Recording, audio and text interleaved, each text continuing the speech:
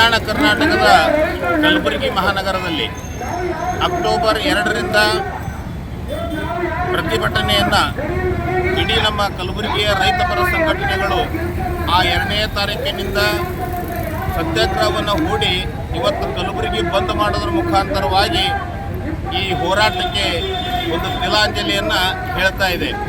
ಕಾರಣ ಅಂತ ತಿಳ್ಕೊಂಡು ಕೇಳಿದರೆ, ಈ ನಮ್ಮ ಭಾರತ ದೇಶ ಕೃಷಿ ಪ್ರಧಾನವಾಗಿರ್ತಕ್ಕಂಥ ದೇಶ. ಸುಮಾರು 16 ಲಕ್ಷ ಹಳ್ಳಿಗಳು ಕೃಷಿಯಿಂದ ಅವಲಂಬನೆ ಆಗಿರ್ತಕ್ಕಂಥ ಈ ಒಂದು ಭಾರತ ದೇಶ.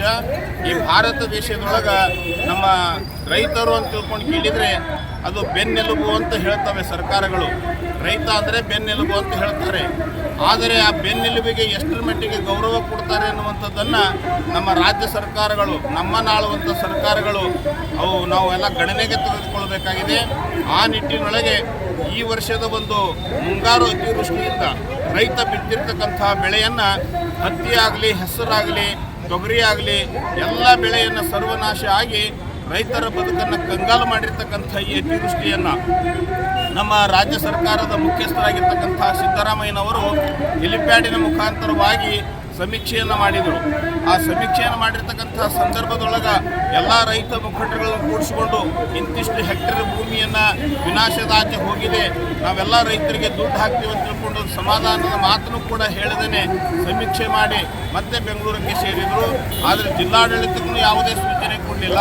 ಸುಮಾರು ಅಕ್ಟೋಬರ್ 2ರಿಂದ ನಡೆದಿರ್ತಕ್ಕಂಥ ಈ ಅಹೋರಾತ್ರಿ ಸತ್ಯಾಗ್ರಹದೊಳಗೆ ಜಿಲ್ಲಾಡಳಿತನೂ ಕೂಡ ಮಧ್ಯ ಪ್ರವೇಶ ಮಾಡದೇನೆ, ರೈತರ ಗೋಳನ್ನು ಕೇಳದೇನೆ ಕೈ ಕೊಟ್ಟಿರ್ತಕ್ಕಂಥದ್ದು ಇದು ನಮ್ಮ ದುರ್ದೈವದ ಸಂಗತಿ ಅನ್ನುವಂಥದ್ದನ್ನು ಭಾವನೆ ಮಾಡ್ಕೊಳ್ತೇವೆ.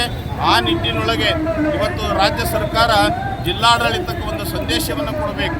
ಅದು ಏನಂತ ತಿಳ್ಕೊಂಡು ಕೇಳಿದರೆ, ಎಷ್ಟು ರೈತನ ಎಕರೆ ಜಮೀನು ಹಾಳಾಗಿದೆ, ಬೆಳೆ ನಾಶ ಆಗಿದೆ, ಆ ಎಲ್ಲ ಬೆಳೆಗೂ ಪರಿಹಾರ ಅಂತ ತಿಳ್ಕೊಂಡು ಕೇಳಿದರೆ ಎಕರೆಗೆ 25,000 ರೂಪಾಯಿಯಂತೆ ಬೆಳೆಯ ಪರಿಹಾರವನ್ನು ಕೊಡಬೇಕಂತ ತಿಳ್ಕೊಂಡು ಕಲಬುರಗಿ ಒಳಗೆ ಅಕ್ಟೋಬರ್ಲಿಂದ 13ನೇ ತಾರೀಕಿನವರೆಗೆ ಅಹೋರಾತ್ರಿ ಸತ್ಯಾಗ್ರಹವನ್ನು ಮಾಡಿ ಇವತ್ತು ಕಲಬುರಗಿ ಬಂದ್ ಮಾಡೋದ್ರ ಮುಖಾಂತರವಾಗಿ ಎಲ್ಲ ಸಂಘಟನೆಗಳು ಕೂಡಿಕೊಂಡು, ಎಲ್ಲ ಹೋರಾಟಗಳು ಕೂಡಿಕೊಂಡು, ಎಲ್ಲರೂ ಕೂಡಿಕೊಂಡು ಈ ಕಲಬುರಗಿ ಬಂದ್ ಆಚರಣೆಯನ್ನು ಮಾಡಿದ್ದಾರೆ. ಬಹಳ ಯಶಸ್ವಿಯಾಗಿದೆ.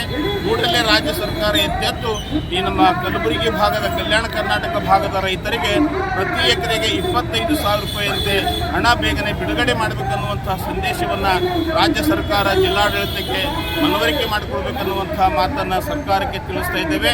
ಒಂದು ವೇಳೆ ಇದು ಏನಾದರೂ ನಿಧಾನಗತಿಯಲ್ಲಿ, ಆಮೆಗತಿಯಲ್ಲಿ ರಾಜ್ಯ ಸರ್ಕಾರ ಕೆಲಸ ಮಾಡಿದರೆ, ಈಗಾಗಲೇ ನಮ್ಮ MS ಪಾಟೀಲ್ ನರಬೋಳ್ ಅವರು ಹೇಳಿದ ಹಾಗೆ ಮುಂದಿನ ಹೋರಾಟ ಹೆಂಗಿರ್ತದೆ ಅಂತ ತಿಳ್ಕೊಂಡು ಕೇಳಿದರೆ, ಬರೀ ನಮ್ಮ ಟಾರ್ಗೆಟ್ ಇರುವಂಥದ್ದು ಸರ್ಕಾರದ ಕಚೇರಿಗಳು. ಆ ಸರ್ಕಾರದ ಕಚೇರಿಗಳು ಮುತ್ತಿಗೆ ಹಾಕೋದ್ರ ಮುಖಾಂತರವಾಗಿ ಆ ಎಲ್ಲ ಸರ್ಕಾರಿ ಕಚೇರಿಗಳಿಗೆ ಬೀಗ ಮುದ್ರೆ ಹಾಕ್ತೀವಿ ಅನ್ನುವಂಥ ಒಂದು ಮುನ್ನೆಚ್ಚರಿಕೆಯ ಮಾತನ್ನು ಇಲ್ಲಿ ಹೇಳಿಕೆ ಬಯಸ್ತೇವೆ. ಕೂಡಲೇ ಸರ್ಕಾರ ಆ ಕೆಲಸವನ್ನು ಮಾಡಲಿಕ್ಕೆ ಆಸ್ಪದವನ್ನು ಕೊಡ್ತಾನೆ ರೈತರಿಗೆ ಪ್ರತಿ ಎಕರೆಗೆ 25,000 ರೂಪಾಯಿಯನ್ನು ಹಾಕಿ ರೈತರ ನಗುಮುಖವನ್ನು ನಮ್ಮ ರಾಜ್ಯ ಸರ್ಕಾರ ನೋಡಬೇಕಂತ ತಿಳ್ಕೊಂಡು ನಾವು ಬಯಸ್ತಾ ಸರ್ಕಾರಕ್ಕೆ ಮನವರಿಕೆಯನ್ನು ಮಾಡಿಕೊಡ್ತೇವೆ.